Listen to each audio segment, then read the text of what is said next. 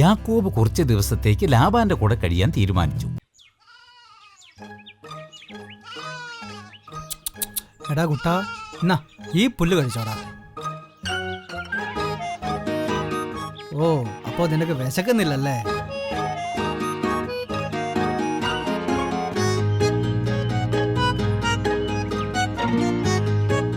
യാക്കോബ് ലാബാന്റെ കൂടെ 30 ദിവസം താമസിച്ചു. അവൻ ലാബാന്റെ ചെമ്മരിയാടുകളെയെല്ലാം മേയിച്ചു നടന്നു. അവൻ അവിടെ താമസിച്ച സമയത്ത് യാക്കോബിന് റേച്ചലിനെ ഇഷ്ടപ്പെടുകയും അവർ തമ്മിൽ സ്നേഹത്തിലാവുകയും ചെയ്തു.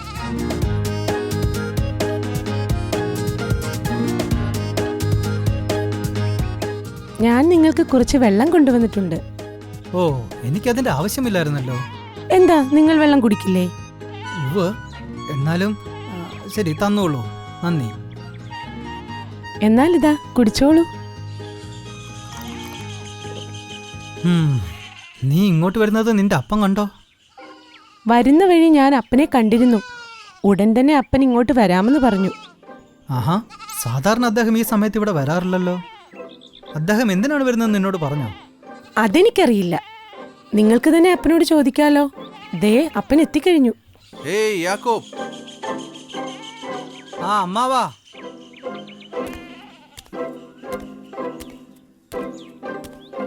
റേച്ചൽ, നിന്റെ അമ്മ നിന്നെ അന്വേഷിക്കുന്നുണ്ടായിരുന്നു. ഞാൻ അവിടേക്ക് പോകുവാണ്. പോട്ടെ യാക്കോബ്. ശരി റേച്ചൽ.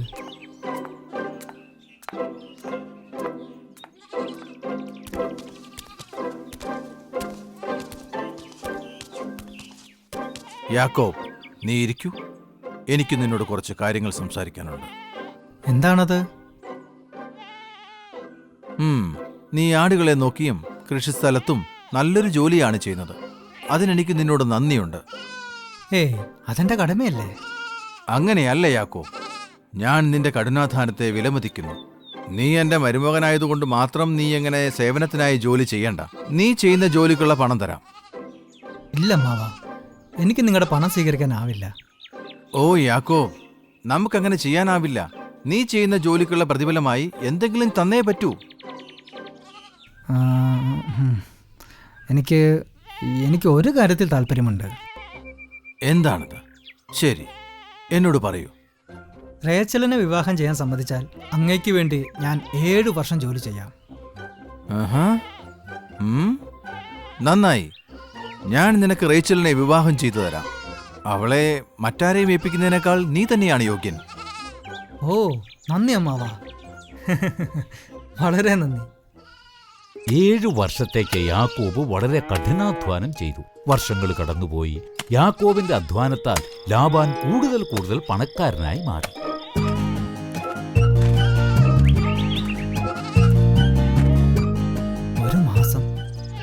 ഒരു മാസം കൂടി കഴിഞ്ഞാൽ റേച്ചൽ എന്റെ സ്വന്തമാകും.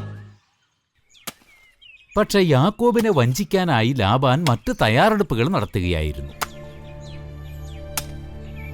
അവൻ അവന്റെ അപ്പനെ പറ്റിച്ചു, അവന്റെ സഹോദരനെ പറ്റിച്ചു. ഇത്തവണ ഞാൻ അവനെ പറ്റിച്ചിരിക്കും.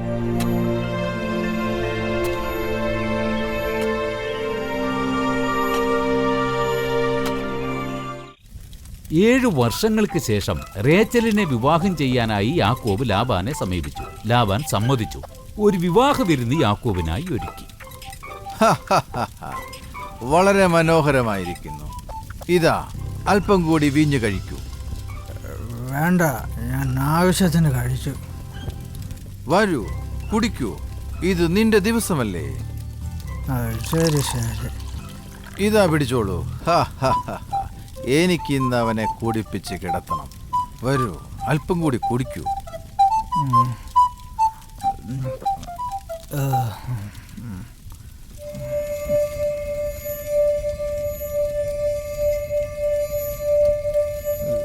എന്നെ ഒന്ന് എൻ്റെ കൂടാരത്തിലേക്ക് കൊണ്ടുപോകാമോ? എനിക്ക് എൻ്റെ കൂടാരത്തിലേക്ക് പോകണം.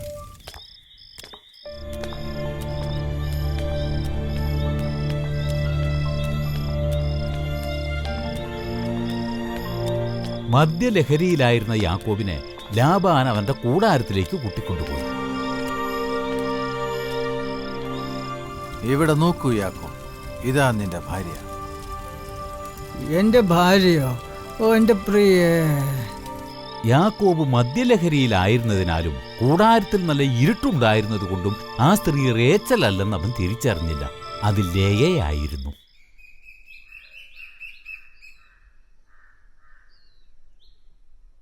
സുപ്രഭാതം പ്രിയനെ. സുപ്രഭ. ലയ, നീ എന്താണ് ഇവിടെ ചെയ്യുന്നത്? റേച്ചൽ എവിടെ? നിങ്ങൾക്ക് ഓർമ്മയില്ലേ, നിങ്ങൾ ഇന്നലെ എന്റെ ഒപ്പമാണ് ശയിച്ചത്. ഇല്ല, അങ്ങനെ സംഭവിക്കില്ല. ഞാൻ വഞ്ചിക്കപ്പെട്ടിരിക്കുന്നു. നിന്റെ അപ്പൻ എവിടെയുണ്ട്? അത് അദ്ദേഹം കൂടാരത്തിലുണ്ട്. സുപ്രഭാതം യാക്കോബ്. നിങ്ങൾ എന്നെ വഞ്ചിച്ചു. യാക്കോബ്, എന്താണ്? നിങ്ങൾ എന്തിനാണ് എന്നോട് ഇങ്ങനെ ചെയ്തത്? റേച്ചലിന് വേണ്ടി ഞാൻ 7 വർഷം ജോലി ചെയ്തതാണെന്നറിയാമല്ലോ. എന്നിട്ടും എന്നോട് ക്ഷമിക്കൂ മോനെ. മൂത്തവൾ നിൽക്കെ ഇളവിളെ വിവാഹം കഴിച്ചു വിടുക എന്നുള്ള പതിവ് നമ്മുടെ നാട്ടിലില്ല എന്ന് നിനക്കറിഞ്ഞുകൂടെ? നിങ്ങളത് എന്നോട് നേരത്തെ പറയണമായിരുന്നു, ഇങ്ങനെ ചതിക്കുന്നതിന് പകരം. സമാധാനിക്കൂ യാക്കോബ്, സമാധാനിക്കൂ. റേച്ചലിനെയും വിവാഹം കഴിക്കാൻ ഞാൻ സമ്മതിക്കാം. എന്താ പറഞ്ഞു വരുന്നത്? പക്ഷേ നീ എനിക്ക് വേണ്ടി ഒരു 7 വർഷവും കൂടി വീണ്ടും ജോലി ചെയ്യേണ്ടി വരും. 7 വർഷം കൂടിയോ? വെറും 7 വർഷം കൂടിയേ ഉള്ളൂ യാക്കോബ്. ഒന്ന് ചിന്തിച്ചു നോക്കൂ നീ. ഒരാഴ്ചക്കുള്ളിൽ റേച്ചലിനെ വിവാഹം ചെയ്യാനുള്ള ഒരുക്കങ്ങൾ ഞാൻ ചെയ്യാം. ശരി, ഞാൻ സമ്മതിച്ചിരിക്കുന്നു. റേച്ചലിനെ വിവാഹം ചെയ്തു തരുമെങ്കിൽ ഇനിയും 7 വർഷം കൂടി ഞാൻ ജോലി ചെയ്യാം. സമ്മതിച്ചിരിക്കുന്നു. വീണ്ടും ഞാൻ അവനെ പറ്റിച്ചു. ലാബാൻ സമ്മതിച്ചിരുന്നതുപോലെ റേച്ചലിനെ യാക്കോബിന് വിവാഹം ചെയ്തു കൊടുക്കുന്നു. യാക്കോബ്, ഇപ്പോൾ മുതൽ റേച്ചലും കൂടി നിന്റെ ഭാര്യയായിരിക്കും. യാക്കോബിന്റെ അധ്വാനത്താൽ ലാബാന്റെ കന്നുകാലികളും ആടുകളും ചെമ്മരിയാടുകളും 10 മടങ്ങായി വർദ്ധിച്ചു. ലേയ കുറെ കുട്ടികൾക്ക് ജന്മം നൽകി. റേച്ചൽ ഒരു ആൺകുട്ടിക്ക് മാത്രം ജന്മം കൊടുത്തു. അവർ അവന് ജോസഫ് എന്ന് പേരിട്ടു. അവിടെ എല്ലാവരുടെയും സന്തോഷത്തിന്റെ ദിവസങ്ങളായിരുന്നു. പക്ഷേ കുറച്ചു കാലങ്ങൾക്ക് ശേഷം യാക്കോബിന് കുടുംബത്തോടെ അവന്റെ നാട്ടിലേക്ക് മടങ്ങണമെന്ന് തോന്നി.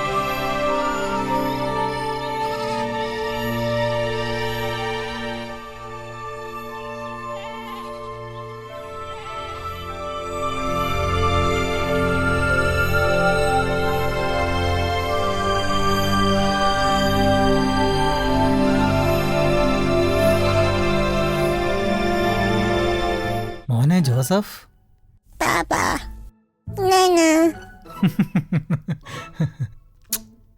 എനിക്ക് നിന്നെ എന്ത് ഇഷ്ടമാണെന്നോ. നിങ്ങൾ ഇന്ന് നല്ല സന്തോഷത്തിലാണല്ലോ. എങ്ങനെ സന്തോഷിക്കാതിരിക്കും? എനിക്ക് സുന്ദരിയായ ഭാര്യയുണ്ട്, മിടുക്കരായ കുട്ടികൾ. ഇതെല്ലാം കിട്ടിയ ഞാൻ വളരെ ഭാഗ്യവാനല്ലേ. പക്ഷെ എനിക്കറിയാം നിങ്ങളെ. കുറച്ചു നാളായി നിങ്ങൾ നാട്ടിലേക്ക് മടങ്ങിപ്പോകാൻ ആഗ്രഹിക്കുന്നില്ലേ? അതെ, എനിക്കെൻ്റെ നാട്ടിലേക്ക് പോകണമെന്നുണ്ട്. എന്നാൽ എന്തുകൊണ്ട് നിങ്ങൾ അപ്പനോട് ചോദിക്കുന്നില്ല? ഞാൻ നിന്റെ അപ്പനോട് ചോദിക്കാൻ പോവുകയാണ്. പക്ഷേ എപ്പോൾ? കുറച്ചു നാളായില്ലേ നിങ്ങൾക്ക് ഈ ആഗ്രഹം തുടങ്ങിയിട്ട്?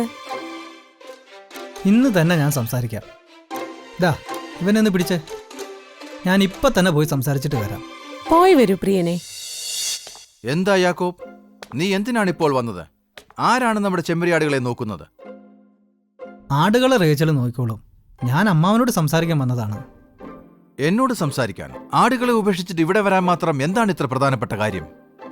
അതെ, പ്രധാനപ്പെട്ടതാണ്. അമ്മാവൻ കേൾക്കണം. ശരി, പറയൂ. ദയവായി ക്ഷമയോടെ കേൾക്കണം. ഇത് അമ്മാവനോട് പറയണമെന്ന് കുറച്ച് ദിവസങ്ങളായി ഞാൻ ആലോചിക്കുകയായിരുന്നു. ശരി, പറഞ്ഞോളൂ. എനിക്ക് എൻ്റെ ജന്മദേശത്തേക്ക് മടങ്ങണം. ഭാര്യമാരെയും കുട്ടികളെയും കൂട്ടി മടങ്ങിപ്പോകാൻ ഞാൻ ആഗ്രഹിക്കുന്നു. എന്ത്? പക്ഷേ എന്തുകൊണ്ട്? നിനക്കിവിടെ കഴിയാൻ സന്തോഷമില്ലേ? എനിക്ക് സന്തോഷം തന്നെയാണ്. പക്ഷെ എൻ്റെ പൂർവികരോട് വാഗ്ദാനം ചെയ്തിരിക്കുന്ന ആ ദേശത്തേക്ക് മടങ്ങാൻ ഞാൻ ആഗ്രഹിക്കുന്നു. പക്ഷേ ഇല്ല, അങ്ങനെയൊന്നും നിനക്ക് പോകാനാവില്ല. അമ്മാവൻ ക്ഷമിക്കണം, എനിക്ക് പോയേ പറ്റൂ. എങ്കിൽ കുറച്ചുനാൾ കൂടി നിൽക്കൂ. അതിനുള്ള പണം നിനക്ക് ഞാൻ തരാം. ശരി, ഞാൻ ചെയ്യുന്ന പണിക്കുള്ള കൂലി തന്നാൽ ഞാൻ നിൽക്കാം. നിനക്കെത്ര വേണമെന്ന് പറയൂ, ഞാൻ തരാം. ശരി, അങ്ങയുടെ ആട്ടിൻകൂട്ടത്തിൽ നിന്നും എല്ലാ കറുത്തതും പൊട്ടോ പുള്ളിയോ ഉള്ള ആടുകളായിരിക്കും എനിക്കുള്ള കൂലി. വെളുത്തതെല്ലാം അങ്ങേക്കെടുക്കാം. അത് കുഴപ്പമില്ല, ഞാൻ നിനക്ക് തരാം. എന്നാൽ ഞാൻ നിൽക്കാം. ഇത് നമ്മൾ ഉറപ്പിച്ചിരിക്കുന്നു. ഇനി ജോലിക്ക് പൊയ്ക്കോളൂ. അവൻ വളരെ കൂടുതലാണ് ചോദിക്കുന്നത്. അവനെ വീണ്ടും ഞാൻ പറ്റിക്കും. ലാബാൻ വളരെ അത്യാഗ്രഹിയായി തീർന്നിരുന്നു. മുഴുവൻ ആട്ടിൻകൂട്ടത്തെയും അവൻ സ്വന്തമായി വെക്കാൻ ആഗ്രഹിച്ചു. അവൻ വീണ്ടും യാക്കോബിനെ വഞ്ചിക്കാൻ തീരുമാനിച്ചു. റേച്ചൽ, ഞാൻ പട്ടണത്തിലേക്ക് പോവുകയാണ്. സന്ധ്യയ്ക്ക് മുമ്പ് ഞാൻ തിരിച്ചെത്താം.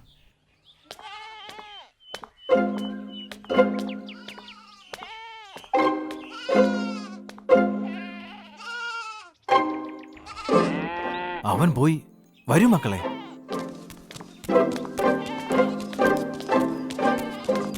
നമ്മൾ എങ്ങോട്ടാണ് പോകുന്നത് അപ്പാ? നമ്മൾ വയലിലേക്ക്. അത് നമ്മുടെ കൂടെ കൃഷിസ്ഥലമല്ലേ, പിന്നെ എന്തിനാ അപ്പ നമ്മൾ ഒളിക്കുന്നത്?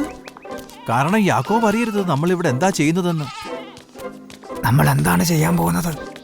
നീ ഒന്ന് വായടച്ചിട്. ഞാൻ പറയുന്ന പോലെ ചെയ്താ മതി. അതത്ര ബുദ്ധിമുട്ടാണോ? എന്നോട് ക്ഷമിക്കുക അപ്പാ. ഇവിടെ വരൂ കറുത്തയാടെ. വരൂ വിട്ടികളെ, അകത്തു കയറൂ. എന്നിട്ട് കറുത്തതും പൊട്ടുള്ളതും പുള്ളിയുള്ളതുമായ എല്ലാ ആടുകളെയും എടുക്കൂ. അപ്പാ, അപ്പൻ വളരെ സമർത്ഥനാണ്. യാക്കോബിന് ഒന്നും കൊടുക്കത്തില്ലാത്തത് കൊണ്ടാണ് അപ്പൻ കറുത്തതിനെയൊക്കെ പിടിക്കാൻ പറയുന്നത്. അതെ, ഞാൻ യാക്കോബിനെ ഒന്നും തന്നെ കൊടുക്കില്ല. ഇതെല്ലാം നിങ്ങൾക്കുള്ളതാണ്. യാക്കോബിന് ഒന്നും തന്നെ കൊടുക്കാൻ ലാബാൻ ആഗ്രഹിച്ചില്ല. അതുകൊണ്ട് അയാൾ എല്ലാ കറുത്തതും പൊട്ടുള്ളതുമായ ആടുകളെയൊക്കെ തെരഞ്ഞ് അവന്റെ മക്കൾക്ക് കൊടുത്തു. എന്നാൽ യാക്കോബ് തിരിച്ചു വന്ന് തന്റെ മേച്ചിൽപ്പുറത്തെത്തിയപ്പോൾ ലാബാൻ തന്നെ വീണ്ടും വഞ്ചിച്ചിരിക്കുകയാണെന്ന് മനസ്സിലാക്കി. ഓ, ലാബാൻ എന്നെ വീണ്ടും വഞ്ചിച്ചിരിക്കുന്നു. എന്തു പറ്റി പ്രിയനെ? എന്തു പറ്റിയെന്നു? നിന്റെ അപ്പൻ തന്നെ. ഇത്തവണ അപ്പൻ എന്താ ചെയ്തത്? ഇതൊന്ന് നോക്കൂ. ഈ മേച്ചിൽപ്പുറത്ത് വെള്ളച്ചെമ്മരിയാടുകൾ മാത്രമേ ഉള്ളൂ. എനിക്ക് അർഹതപ്പെട്ട എല്ലാ ആടുകളെയും അദ്ദേഹം മാറ്റിയിരിക്കുന്നു. എന്റെ പ്രിയനെ, അപ്പന്റെ പ്രവൃത്തികൾ കണ്ട് എനിക്കും വിഷമമുണ്ട്. പിന്നെ നിന്റെ സഹോദരന്മാർ, ഞാൻ അവരുടെ സ്വത്തെല്ലാം മോഷ്ടിച്ചെന്നാണ് അവര് പറഞ്ഞു നടക്കുന്നത്. പക്ഷെ എന്തിന്? ശരിക്കും അവരല്ലേ മോഷണം നടത്തിയത്? റേച്ചൽ, നമ്മുടെ കൈവശമുള്ളതൊക്കെയുമായി രക്ഷപ്പെടുന്നതാണ് നല്ലതെന്ന് എനിക്ക് തോന്നുന്നു. അല്ലെങ്കിൽ അവർ വന്ന് നമുക്കുള്ളതെല്ലാം എടുത്തുകൊണ്ട് പോകും. ഉറപ്പാ. അങ്ങനെയെങ്കിൽ നമുക്ക് ഇന്ന് തന്നെ പോകാം, നിങ്ങളുടെ പൂർവികരുടെ നാട്ടിലേക്ക്. അതെ, എന്റെ പിതാക്കന്മാരുടെ നാട്. നീ പറഞ്ഞത് തന്നെയാണ് ശരി. നമുക്ക് ഇന്ന് രാത്രി തന്നെ പോകാം.